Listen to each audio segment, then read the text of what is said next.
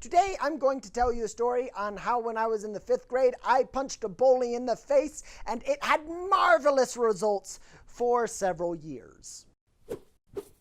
For much of my childhood, I had a problem with stuttering. When we moved back to California in 1997, 1998, there was a kid who loved to make fun of my stuttering. He was by no means the first kid to make fun of my stuttering, but man, was he persistent. I had been told for years and years, tell the teacher about the problem and try to resolve the problem with the bully using your words. I had been doing that for years and years and years and years. But with this kid, it just didn't seem to work. To make matters worse, he and I were seated side by side in a far corner of the classroom. There was one day that was particularly bad.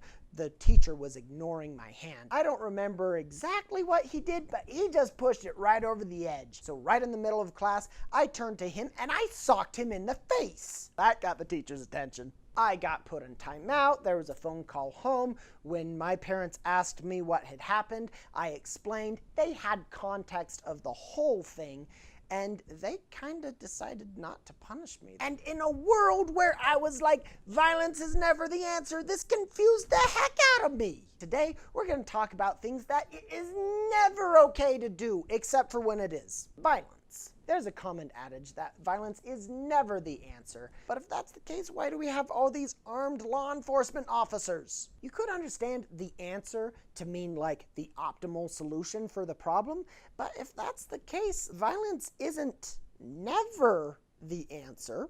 Break the law. From the light-filled paladins to the almost robotic Javerts of the world, the law is sacred. You shouldn't break it. That's the law. It's never okay to do.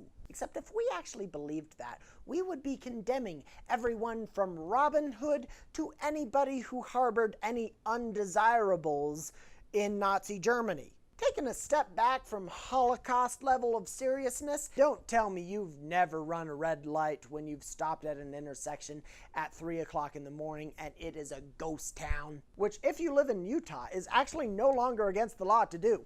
Lying. Now, I've already touched on this question in an earlier vlog, and generally speaking, I said it is never okay to lie. But have you ever been to a surprise party? You have to lie to be able to keep that secret in most cases. So again, lying is never okay to do, except for when it is. Wearing socks with sandals. You really never look good when you wear socks with sandals. But if it's winter and there's some light snow on the ground and you're wearing your socks and you have to carry the trash out, drinking milk out of the carton. How did that get on this list? Scratch that. That is always okay to do. Forcing someone to do something they don't want to do. We can get into a semantical argument about what the word forcing actually means, but I am sure you have had one of those experiences where you know your friend would love something if they just tried it, and so you quote unquote forced them to do it, and then they're like, oh my gosh, thank you so much for making me do that. That was awesome. But we've also had those times where we've done that and they haven't loved it so much. So, guys, I am totally not saying what is wrong and what is right and what we need to change in our society, blah, blah, blah. I'm just kind of toying around with this idea of, are there things that are never okay to do except for when they are?